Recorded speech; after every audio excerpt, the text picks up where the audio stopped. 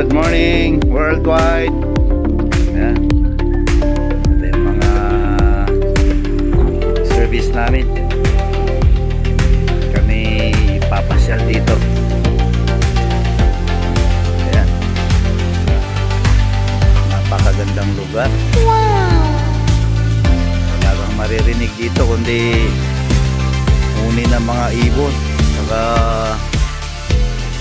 makina ng mga water pump na ginagamit sa pagdilig sa mga pananim na gulay. Ayan, mga ampalaya namumulaklak na, kabilaan ampalaya. Napakalawak na taniman ng gulay.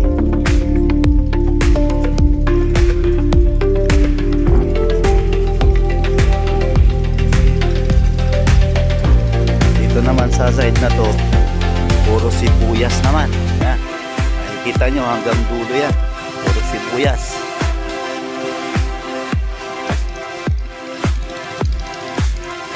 Kabilaan yan hanggang dulo puro sibuyas. Yan naman yung medyo makapal na yan, mga sitaw. Yan, may bahay kubo, pahingahan. Nagpapahinga mga tropa. Kaway tropa. Kaway. Ayan, alaga yung mga pananim na gulay. Pasyalan natin paminsan-minsan yung mga minana natin sa mga magulang natin.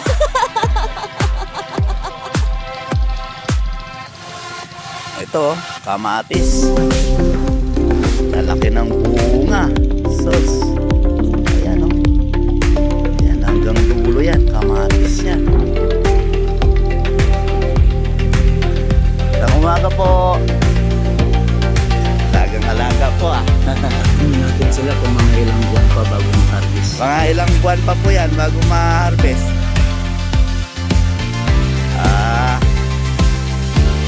Mga April, harvest na.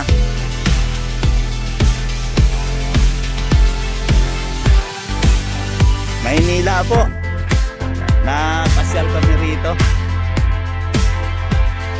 Napasyal kami dito sa mga Opo. kaibigan na taga rito.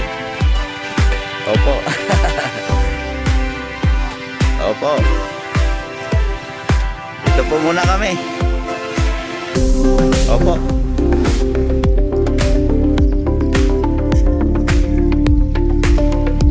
Kahit saan mabali yung paningin mo dito, kulay ang pananim.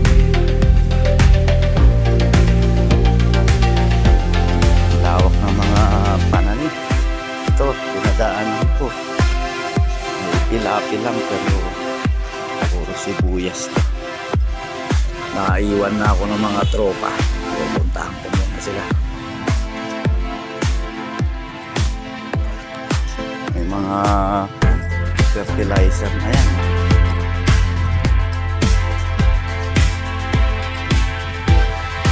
Lawak na mga gulay. Ito yung area na puro gulay. Pananim. May mga area naman puro palayan.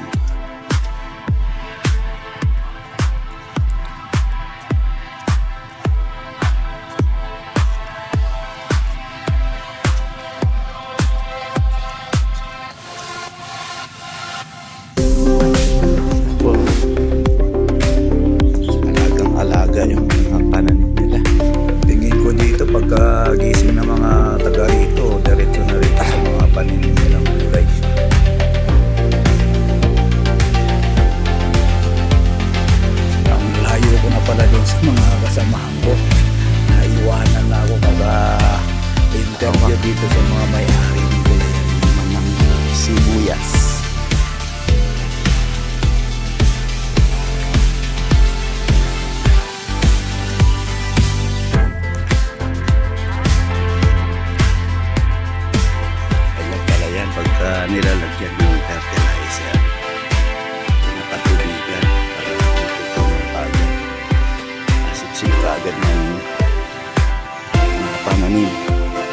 taba.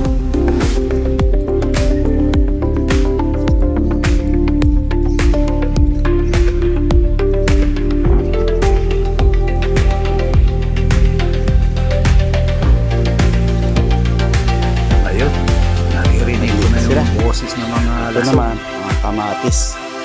Namumulaklak pala na.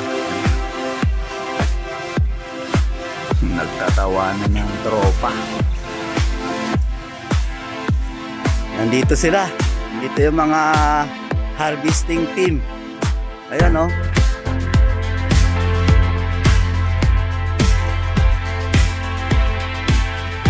Sige, mamitas kayo. Mamitas kayo hanggat gusto nyo.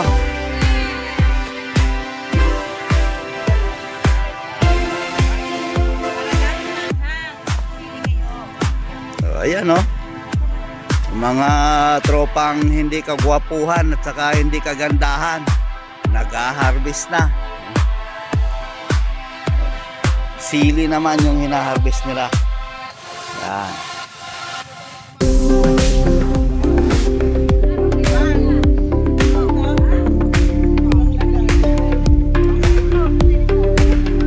Kahit saan ka tumingin, puro gulay.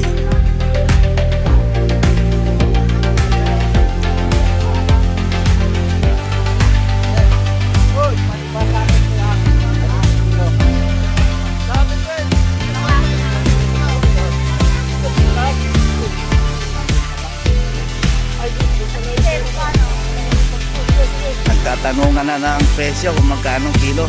Sa akin isang elf na kamatis ang kailangan ko pang isang elf. Yung isang elf na kamatis pang isang linggo lang namin yan.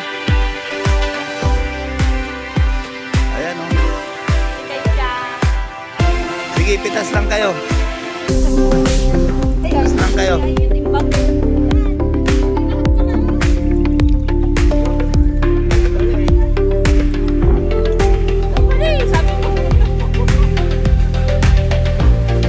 Ito pati yung may-ari ng hacienda, oh, namimitas din ng sili. Ayan oh. Ay, kaway-kaway. Yan ang owner. Yan. Yung kamatisan ko doon banda. Yung sibuyas ko doon. Dito, puro sili lang to. Mga ilang hektarya po itong gulayan nyo? Yung gulayan ko siguro mga 6 na hektarya lang. Ay, kaliit. Maliit lang po ito kasi Saan yung mas malawak? Saan? Tagal makasagot kasi Area. nagkakamot pa. Kamatisan ang pinakamalawak. Oh, narinig nyo ah. Yung owner na yung nagsalita. Ayan. Punuin nyo yung mga L300 nyo. Ha? Tapos after 3 days balik kayo dito. Para kuha ulit kayo.